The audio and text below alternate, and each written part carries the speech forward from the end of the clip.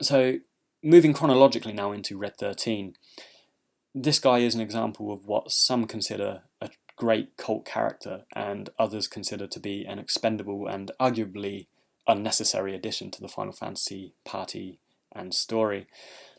Looking at subsequent Final Fantasies, it's true that they do opt to streamline party members these days, particularly looking at the three that we have offered up in Final Fantasy 15. But for my part, I think Red 13 is integral to the world building and more human perspective of the story.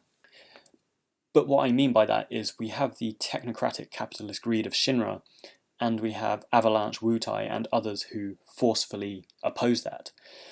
But we don't really have any characters that take a step back from that and consider the world and the situation in a more objective, humane sense.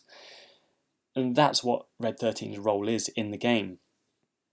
And his attunement with nature, along with his aesthetics and the society of Cosmo Canyon, have a very spiritual Native American vibe about them and represent that opposition towards the technology and modernity that the Shinra is kind of enforcing across the world. Red 13 is also the catalyst to meeting Bugenhagen, who offers a great deal of context and insight to the concept of the lifestream, Mako, and the workings of Gaia as a planet. So again, we have a lot of world building taking place here, and we wouldn't otherwise kind of have this if Red 13 wasn't integral to the party.